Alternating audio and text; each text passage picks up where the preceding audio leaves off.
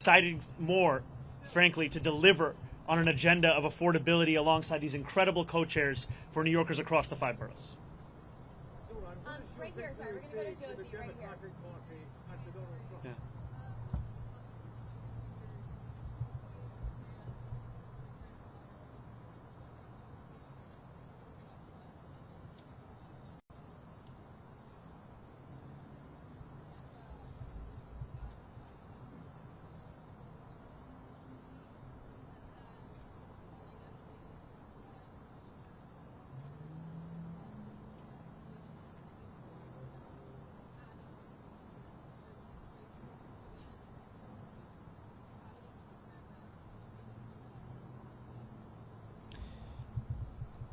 I look at these 4 incredible co-chairs of our transition team, and what I see are those who have had their careers defined by an excellence that we want to characterize the very city hall that we are looking to build.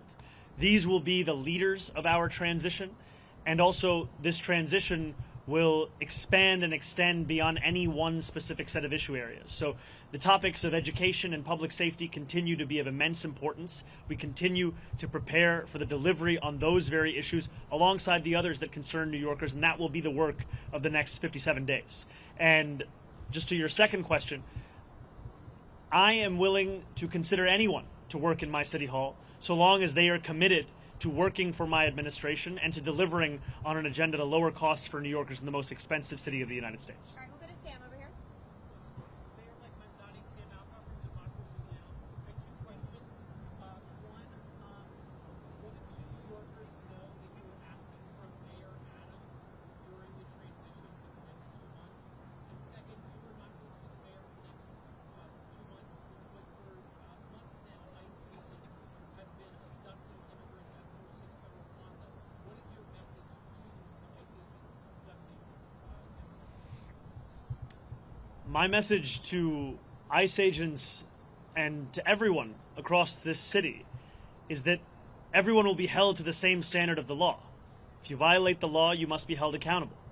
And there is sadly a sense that is growing across this country that certain people are allowed to violate that law, whether they be the president or whether they be the agents themselves. And what New Yorkers are looking for is an era of consistency, an era of clarity, an era of conviction. And that is what we will deliver to them. And I am looking forward to having conversations with Mayor Adams and his administration about the work of the transition to ensure that the handover is a seamless one and that it is one that benefits the shared work we all have to deliver for the people who call the city home. Thank you. Thank you. Everybody's asking too.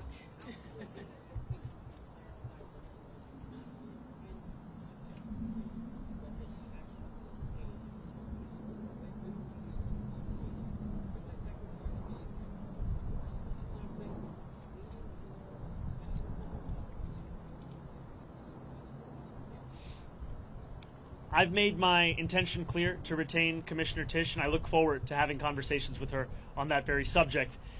Last night, I spent time with my wife, with close members of my team, as we watched the results come in. I spoke briefly with Curtis Sliwa, and then I headed to address the thousands of New Yorkers that were there, waiting to hear of what this new era of government will look like.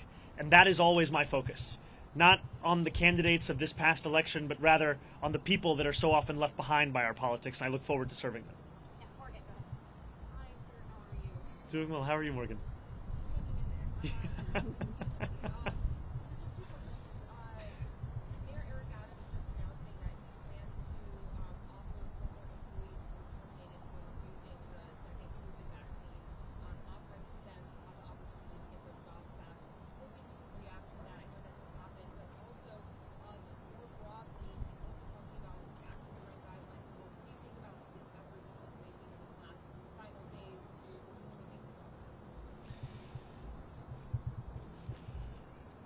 The mayor is seemingly unsatisfied with a record of raising rents by more than 12% on more than 2 million New Yorkers, and has gone so far as to consider appointing someone to the Rent Guidelines Board who is known for being a star, I think, on a show called Selling New York. And in many ways, that's the description of what he wants to do over these next few months. I continue to believe in the importance of delivering relief for the 8.5 million people who love this city, who live in this city, but cannot afford to continue to be here. And last night I spoke of Wesley, an 1199 organizer that I met outside of Elmhurst Hospital less than a week ago. And as I asked him how long it took him to get to work, he told me 2 hours. I asked him, where were you coming from? He told me Pennsylvania. That, for many New Yorkers, is now the reality, where they have to live elsewhere because they can't afford to live in the place that they love. And that has to be our compass in guiding the work that we do to ensure that we can make this a city that is livable and make this a city that finally turns the page on an era of big money and small ideas. Yeah, I'll go Holly right here.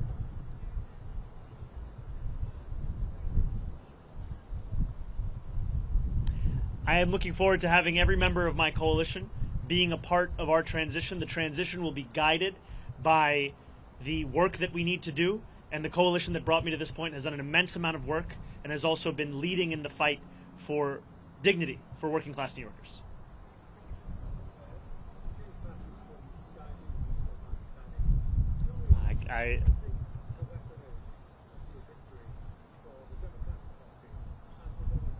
Well, first I just have to say I've spent many days in my youth watching the transfer window close, final hours on Sky News, so it's a pleasure to have you here.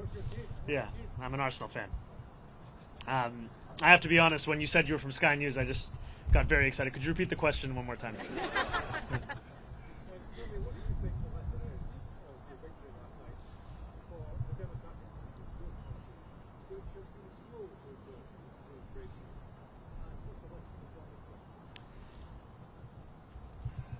I think the lesson for the president is that it's not enough to diagnose the crisis in working class Americans' lives. You have to deliver on addressing that crisis. This is a president who ran a campaign on the promise of cheaper groceries, and now, as was said by one of our co-chairs, has gone so far as to cut SNAP benefits for close to 2 million New Yorkers. Someone who is literally making it harder to afford those same groceries whose price he was decrying not that long ago. And what scares Republicans across the country is the fact that we will actually deliver on this agenda. And the contrast is something that they cannot bear to witness. And I try to keep my focus similar to that cover on the New Yorker where the world ends at New Jersey, and thinking about what this means for our city instead of for our nation. And I will tell you that for our city, what left me with such great hope last night were the stories from so many New Yorkers who had never voted before, who had lost hope in politics years ago. And to stand here before you, having received over 1 million votes in an election that saw turnout the likes of which we haven't seen since 1969, it shows that politics, once again, is offering more than just a settling for the crumbs that are not able to meet the needs of so many families across the city. We are finally offering a vision that can meet the scale of the crisis in working class New Yorkers' lives. Thank you. Thank you very much. Please.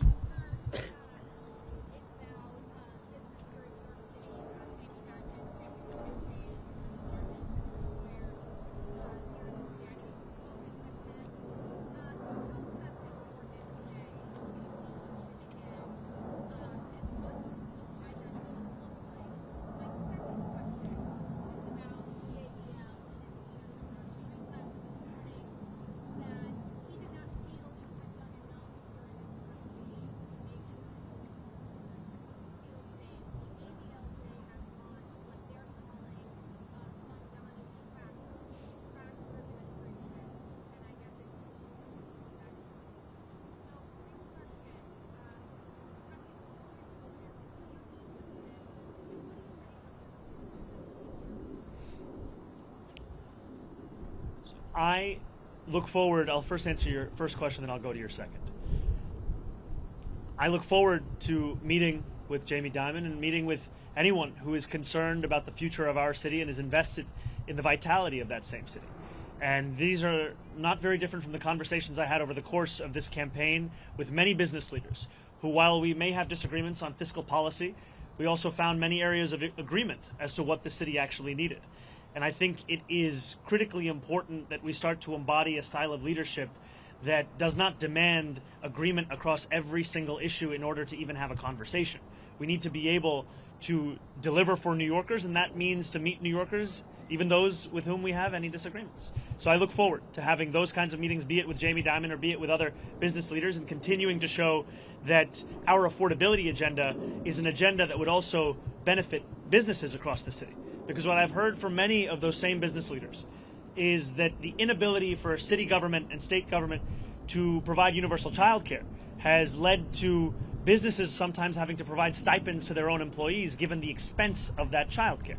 Makes sense because child care in this city costs an average of $22,500 a year, which is a burden that many families cannot bear. And I also look forward to streamlining the regulations within city government. I'm someone who believes deeply in the public sector, believes deeply in public regulation, and I also believe if I cannot give you an answer as to why a regulation exists, then it likely doesn't have a good reason to exist any longer. And that extends to when a restaurant owner told me of the $25 a year he has to pay the city for the right to sell a frozen dessert. And it also extends to the way in which we fine and fee small businesses across the city, which is why we've committed to cutting that in half.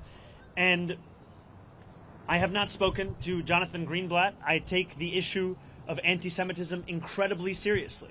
And last night in my speech, I spoke about how my city hall will stand steadfast with Jewish New Yorkers in fighting the scourge of anti-Semitism across the city and making that clear in the actions that we deliver on from January 1st. And I look forward to working with Jewish leaders across this city, whether they be elected officials, whether they be rabbis, whether they be community leaders, to deliver on the promise of not just protecting Jewish New Yorkers, but celebrating and cherishing them in this same city.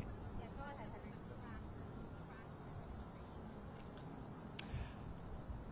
I think that anyone is free to catalog the actions of our administration. I have some doubts in Jonathan's ability to do so honestly, given that he previously said I had not visited any synagogues, only to have to correct himself. Hi, Mayor-elect. Obviously, I have two questions as well. Yes, I yes. Yes. It's a two 2-for-1 day. Oh, yeah, a little more interesting. So, on President Trump and on delivering real, tangible results, as you alluded to last night with your new era, as Maria Torres Springer just said, how do you balance, or have you given thought to balancing combating President Trump and not getting lost in that fight where you are not delivering the campaign promises? And second, I'm just curious, kind of in the quiet hours of last night, you got off stage, you went home, maybe you were sitting by yourself, maybe it was just you and your wife. I'm wondering what those sort of thoughts in your head were in those quiet moments after this sort of enormous accomplishment and the weight of what's about to come your way. It's very funny. Everyone is asking two very different questions. I'm trying to strike the right tone between all of them. New Yorkers are facing twin crises in this moment: an authoritarian administration and an affordability crisis. And it'll be my job to deliver on both. It'll be my job to stand up for the city and also to ensure that we do not look at Washington, D.C. as if it is the reason for all of the problems right here in New York City. Many of the issues we are speaking about, they predate President Trump. They are issues that for too long we have turned a blind eye to, or we have sought to rationalize or normalize. And what I'm so excited by in looking at these incredible women who will be leading our transition is a track record of being able to handle multiple crises at the same time. Crises which so often for others might be the only focus. For so many of the people on this stage, they were one of many. And these are the crises of cost, these are the crises of conviction, these are the crises that have come to describe much of our politics. And I find immense confidence in the fact that we are already building a team that has shown its ability to deliver and that will continue to show that over the next 57 days and beyond. I cannot tell you that I had many quiet moments between last night and this morning, but some things that I have been left with, whether it was in sitting with my wife or with close members of my team without whom none of this would have been possible, is the sense of hope that New Yorkers have. When I left the venue yesterday evening, there were hundreds of New Yorkers waiting outside. And so many of them were young New Yorkers. So many of them, it may have been their first vote they were ever eligible to cast. And in their eyes and in their shouts and in their screams, I heard the potential for what our politics could be. And it's a potential for New Yorkers to not only be able to see themselves in those that lead them, but more importantly, to see their struggles. And just before this, I heard from an immigrant rights advocate who said that the moment that made her whole in the speech that I shared was when I spoke about this city as being one that was built by immigrants, that was powered by immigrants, and now that will be led by an immigrant. I think for too long, many New Yorkers have been told that their only place is in the shadows. And it is incredibly exciting to stand here alongside these leaders to embrace the light that the future will hold for all of us in this city. Yes. Thank you very much. Gracias.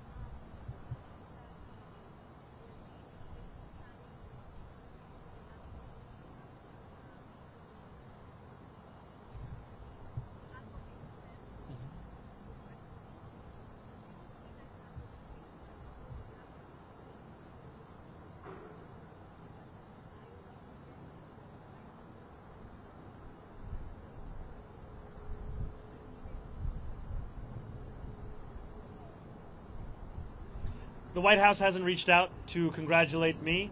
I continue to be interested in having a conversation with President Trump on the ways in which we could work together to serve New Yorkers, whether that be delivering on his campaign promises around cost of living or the many issues that New Yorkers have been sharing with me about the drastic impacts that the legislation that President Trump has ushered through Washington will mean for them and their lives. And too often we understand these impacts solely at an individual level.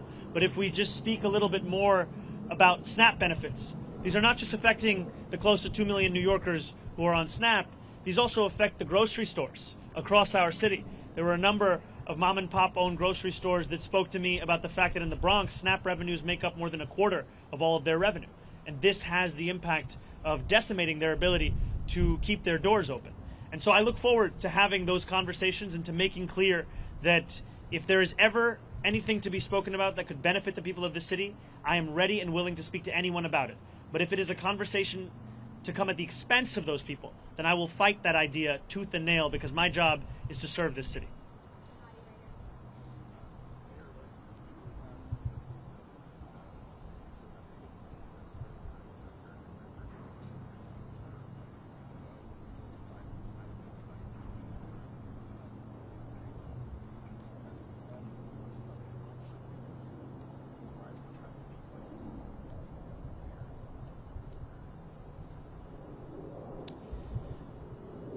When I speak about Trump-proofing this city, I speak about protecting those with the least from the consequences of a man with the most power in this country. It is in part a reference to the need to ensure that any fight for additional revenue is one that also looks to try and protect those same New Yorkers from these kinds of cuts to the greatest extent that we can. And it's also a commitment to ensure that so many of the storied parts of city government return back to the moments where they were on the front lines of fighting for dignity and civil rights, and I think specifically of our city's law department. This is a law department that, when you think of the seminal civil rights cases of this country, they were there. And yet today it has 200 fewer lawyers than it did before COVID. This is an example of a lack of interest from an administration in ensuring that we are investing in the tools that have been proven to protect those same New Yorkers. And I will not mince my words when it comes to President Trump. I will continue to describe his actions as they are, and I will also always do so while leaving a door open to have that conversation, because it cannot be understood as if it is an argument between two individuals. I am looking to lead this entire city, and everything that I do must be to the benefit of this city, and I look forward to delivering for that same city. Yeah, I'll be right here. Yeah, hi. Hey, how's it going on, Keith? So after your win last night, a lot of critics went to our comment section in the social media news saying, talk to the Mamdani supporters in 6 months, see how they feel. Talk to them in a year, see how bad it's going to get. Do you have any comments on how those folks are reacting and how you're going to prove it? Well, first I'd say we've come a long way since that conversation in Astoria Park, and it's lovely to see you here. You know, I think there were many who said similar things when we launched our campaign on October 23rd. Talk to the campaign in 6 months, talk to the campaign in a year, see where they are. And what we've shown is that the hunger, the dedication, the commitment to excellence and delivering in the ways in which we have been told are impossible, this is what will typify our efforts. It has thus far. This is what will describe them moving forward. And the passion, as Maria had said, of an undimmed potential for government to meet the needs of working people across this city, that is something that we fully intend to deliver on.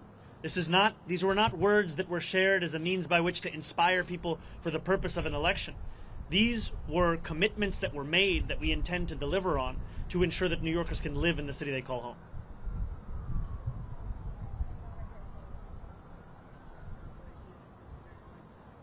I'm sorry, could you come a little closer or speak a little louder?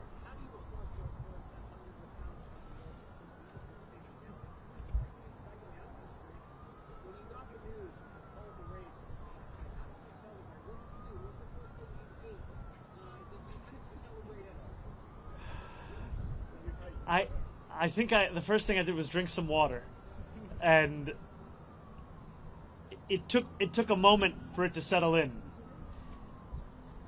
And when it did,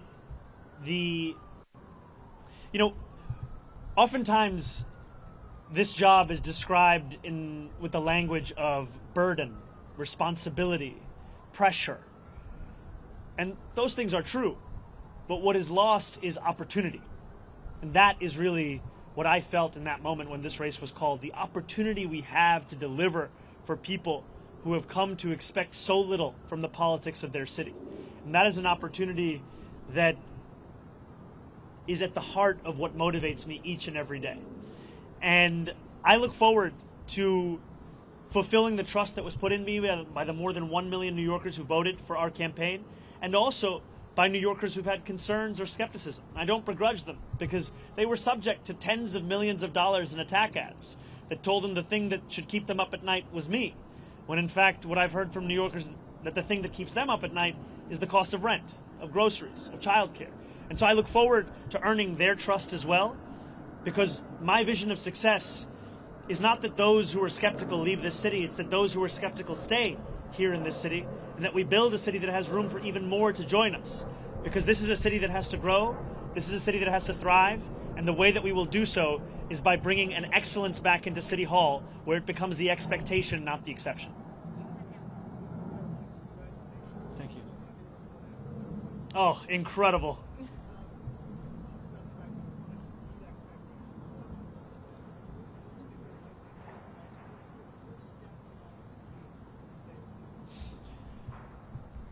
My first day in City Hall will look like my last day.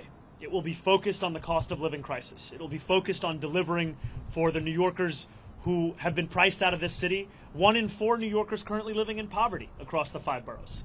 And what excites me so much about being on the stage alongside these incredible leaders is that this is not a job that can be done alone. This is not a job that can be done by one person with one vision. It is a job that must be done by a team that is united in purpose in fulfilling the agenda that we ran on, an agenda of affordability. And for too long, we have heard from politicians who have told us what they can't do, when in reality what they mean to say is what they won't do. And I'm excited to prove that making people's lives better is not simply an ideal, it is something that we can fulfill in the day-to-day work of our administration. Thank you. Thank you very much, Ethan.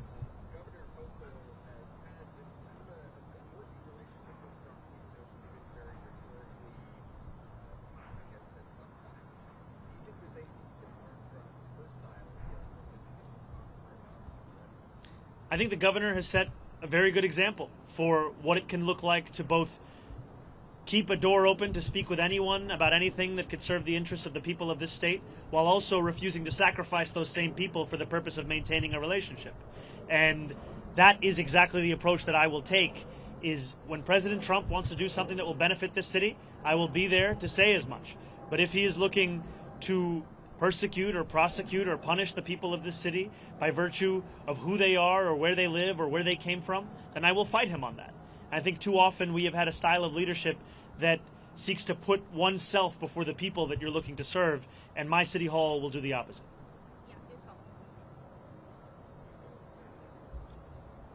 Oh, thank you.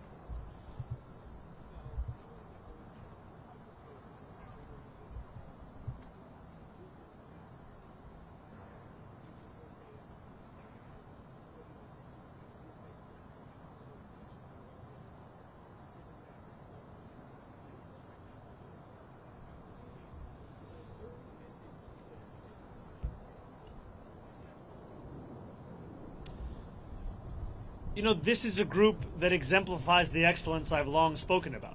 It is an excellence that New Yorkers have seen across multiple mayoral administrations. It is an excellence that they have seen at the federal level.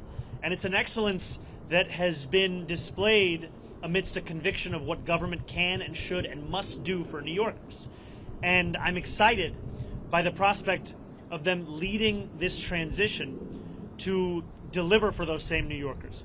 And I also am clear with the more than 100,000 volunteers who brought me to this point, with the more than 1 million New Yorkers who voted for our campaign, that the work does not end with an election. In fact, it continues until we deliver this agenda. And that delivery will be something that we do over weeks and months and years. And it will be something that we will take immensely seriously, because it is a delivery that will fulfill the hope that so many have put in us.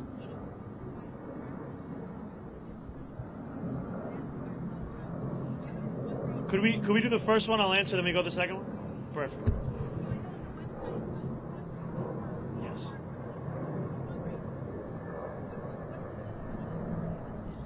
Well, thank you for the question. It's transition2025.com. And, you know, there were a few months ago where I told supporters across the city to stop donating. And today I am asking them to start once again. And I am asking them to do so because of the fact that a transition that can meet the moment of preparing for January 1st is one that will require staff, it will require research, it will require infrastructure. And those are things that we will have to provide. And I'm excited for the fact that it will be funded by the very people who brought us to this point, the working people who have been left behind by the politics of the city.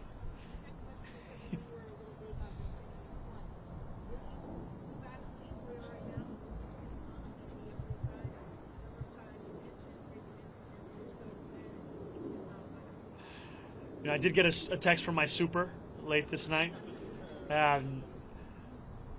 Look, I have been told time and time again, and I've embraced it, to not measure the drapes. And here I am the day after being asked to use a ruler. And I will tell you that my focus right now is on the transition team. I will speak with my wife. I will think about this further. But when I have something to share, it will be done so publicly. Andrew Cuomo did it.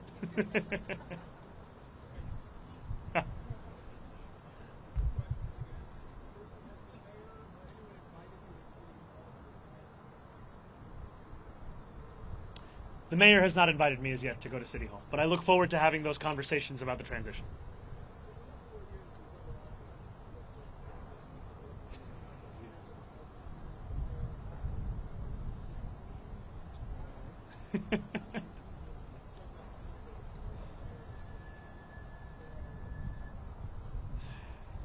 You know, I don't see it as a question of which borough is on top.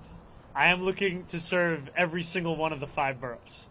And in each of these boroughs, I find so much of the inspiration of the work that we have to do in City Hall. And I'm also proud to represent Queens in the state legislature. I'm proud to be a resident and an assembly member for Astoria and for Long Island City. And I'm proud that we are standing here today in the world's borough to embrace what gives so much meaning as to what it means to be a New Yorker here in this moment today. This guy's trying to get me to go against other boroughs. Unbelievable. Where's the suit? Good to see you.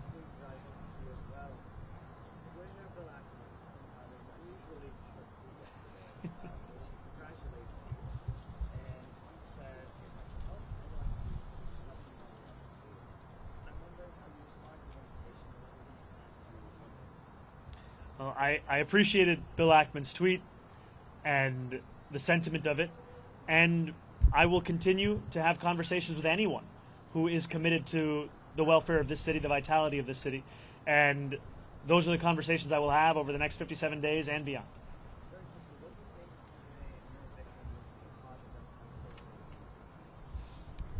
I can tell you what it means in this city. It means that the idea of a politics built around the delivery of dignity to each and every person who calls this city home, that politics is alive and well. And for too long, we have spent our time debating who deserves that dignity, as opposed to delivering it to each and every person who calls the city home.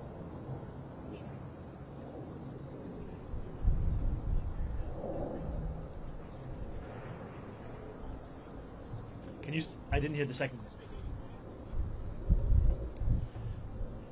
You know, even amidst my many critiques that I have of the Adams administration, we have to have a sober analysis of the work that is done in any single administration.